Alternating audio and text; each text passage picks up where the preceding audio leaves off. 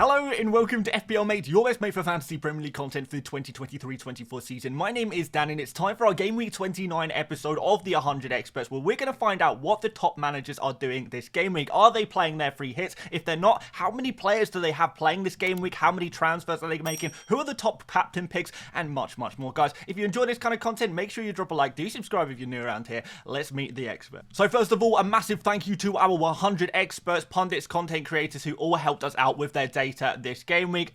As always, super invaluable to see what other people are up to so we can try and help make our own decisions and see if we're going along in the right directions as what those top managers are doing. In general, 24% of these managers are making just one transfer this week. 30% are making 2 transfers. I think we've got 8% making 3 and 1 person making 4 transfers. So we're actually seeing quite a lot of hits being taken this week in order to field the maximum amount of players possible. Of course, we will be looking at the end of the video how many players our experts are ending up with in their final team for Game Week 29. We've got 30% using their free hit chip this week. Now, that is a little bit lower than we previously expected. Previously, we polled at around 35% using their free hit this week, but actually, it's a little bit lower this time. I think a few people took a few hits last game week. Some people used their wild card last game week as well, which maybe has changed the strategies of a few of our FPL managers, but we're still at 30% free hit. That's almost a third of the top managers opting to use their free hit this week, but that is also a large percentage not using a free hit chip this week at all. So if you are not free hitting this week, I actually think you are in good hands. Like, a lot of people just expected that all of the top managers would be free hitting this week, but that's not the case at all. It really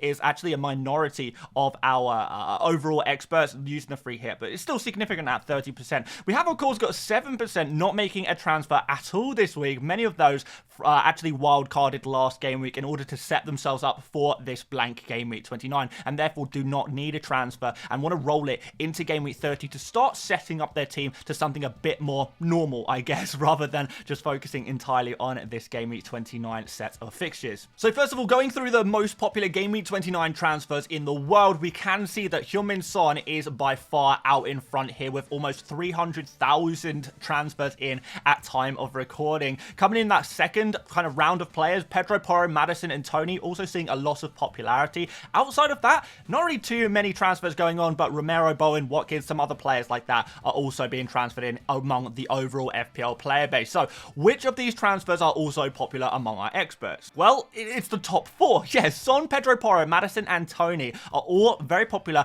not just among the overall player base, but also among our experts. You can see a clear divide where these 4 players are going to be far more popular. There are actually some other players who aren't mentioned on this list that are popular among our experts as well, but in terms of looking at the crossover, the intersection between experts and I guess the overall player base, these top 4 really are the popular guys. But there are actually a few players on this list where none of our experts at all are transferring in these players, and that is Romero. Romero is not a popular defender from Spurs to go for among our experts. No one is interested in Romero, really. We've got Ben White, who obviously none of our experts are going to transfer in this week because he doesn't even have a fixture, so a bit of a strange one, but you never know what's going to happen with the overall transfers, the overall player base. Sometimes the moves that are made don't always make a lot of sense. I don't think our experts will be bringing in blanking players this week necessarily. We've got Ollie Watkins. All of our experts already own Ollie Watkins, of course, and Doughty. No one transferring him in either, which I thought was super interesting. I did expect to see him transferred in by a few people, but I think anyone who wanted Doughty probably transferred him in last game week to try and take advantage of the double game week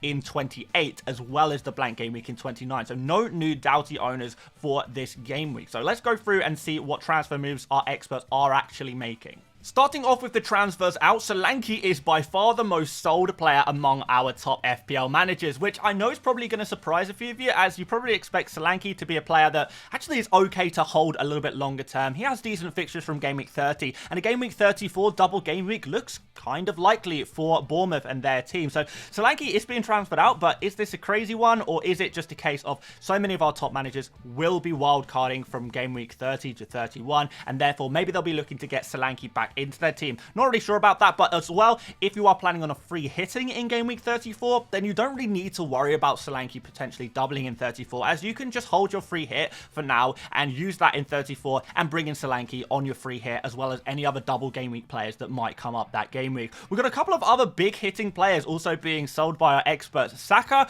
Foden and Erling Haaland as well. These 3 players, despite their great performances, because of their blank, they are being removed by our expert managers, maybe to make way for some new blood in their teams for Game Week 29, who actually have a fixture this week. We've got Gordon, Erdegaard, De Bruyne, and Senesi, who is obviously injured, completing this list of the most popular 8 players being transferred out. Now, we have a big player being transferred in. In fact, we've got 63 transfer-making experts this week. So this it excludes anyone who is not making transfers. It excludes anyone who is free hitting this week as well. And Tony is the man on top. 41 out of our 63 transfer-making experts are using one of their transfers, whether they're taking a hit or not.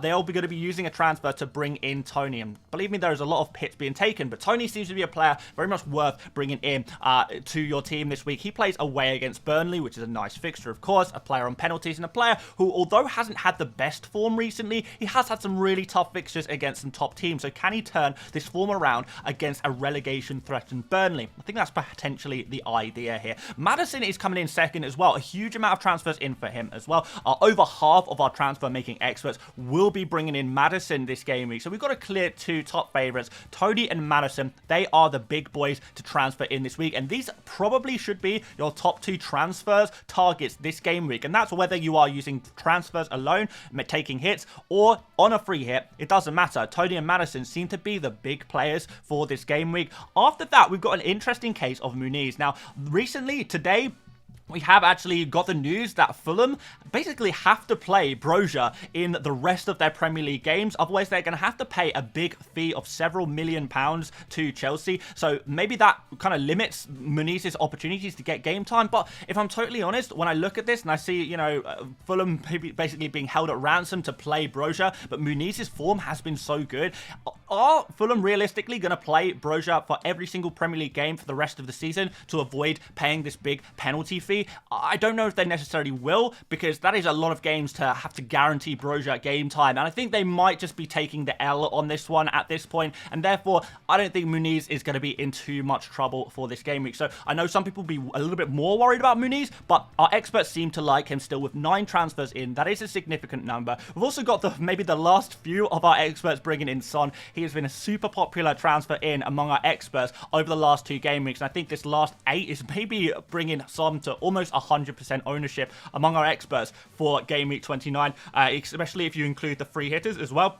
Pedro Porro, a few transfers in for him, as with Bowen and Udogie as well. Like I said, no interest in Romero, but Porro and Udogie, they do have a little bit of interest there. So, based on these transfer trends, can we suggest some transfers to you guys? Yes, we can. Tony is a great transfer in, as we know. Solanke seems to be the main player being let go in order to bring in Tony. A few transfers out for Erling Haaland as well in order to get Tony in. But I think the key here is get Tony in. He is the big player for this game week and is the first player you should be transferring in. After that, if you want to take some hits or whatever, absolutely fine to take some hits in order to make multiple transfers, as long as you have got Tony secured in your team. He is the big transfer in among our experts this week.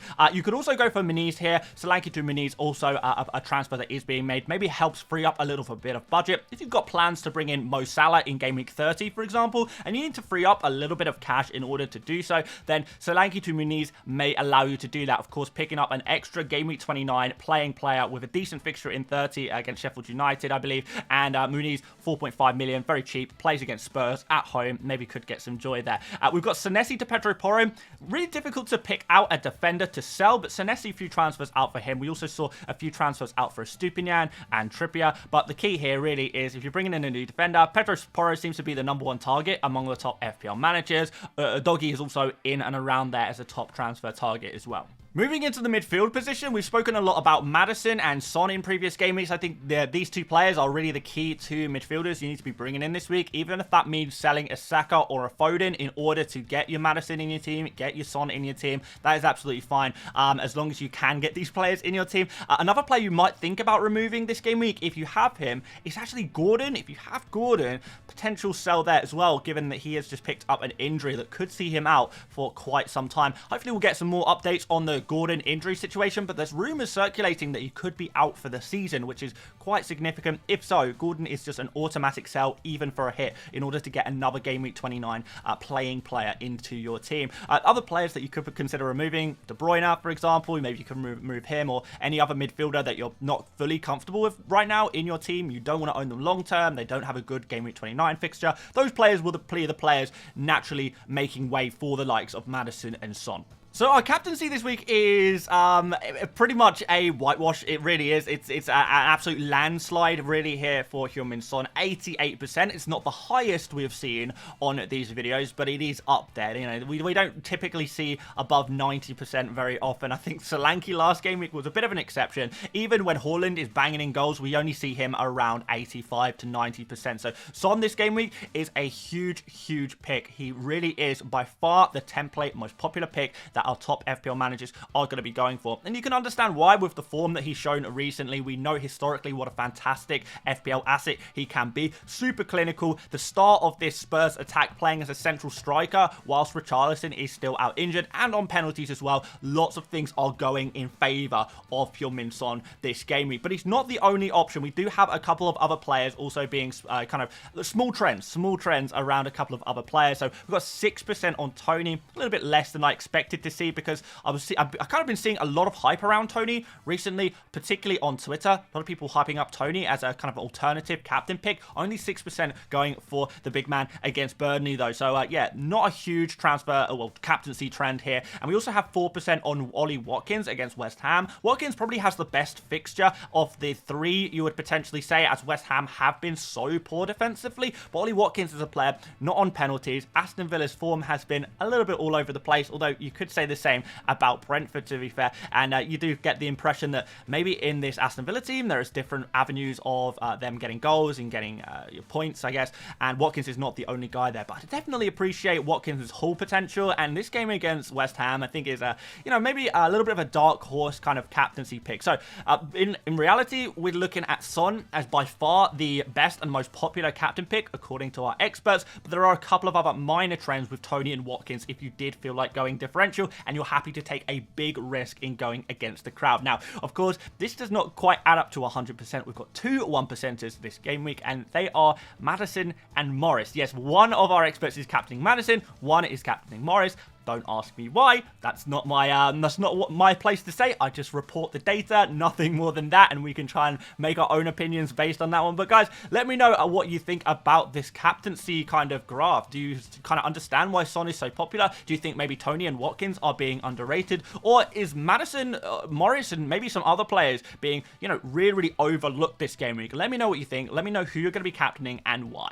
Which finally brings us to our bonus question for Game Week 29. And guys, let me know if you are enjoying these bonus questions that we have been asking for the last couple of game weeks. I think it's been a fun way of just getting a little bit of extra information out of our experts each game week. But I think this is a really crucial one, and I know a lot of you guys were wondering about this one. How many players should you have for Game Week 29? I mean, a lot of people worried that they can't field a full 11, and you're not alone. We've actually got one of our experts only fielding 6 players this game week, which is the lowest. Outside of that, we've got 2 of our experts fielding 7 players, 4 fielding 8 players, 17 fielding 9 players.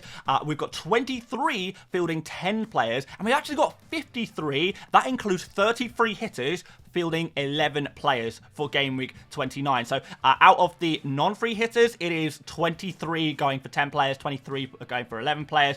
Hits are being taken in order to achieve these numbers as well, so be aware of that. If you need to take a hit or two in order to get closer to 9 or 10 players, I think that's probably the best place to be, because it seems like the vast majority of our experts this week will be fielding at least 9 players this game week. There are a few underneath that, but the big trends seem to say 9 or more is probably where we're looking pretty good. The average amount of playing players that our experts will be fielding in Game Week 29 is 10.18, so just above 10 as an average amount of players. But that does include free hitters. If you want to know the numbers for non-free hitters, I think maybe the more important number, if you're not free hitting, you want to see how many of your, fellow non-free hitters are fielding this game week. The number is 9.83, so dropped just a little bit under the 10 player mark. So like I say, 9 players, and I think you're pretty much good to go. 10 players is probably the ideal number without the use of a free hit. If you can get to 11, great, but don't feel like you need to go that far, because a lot of our experts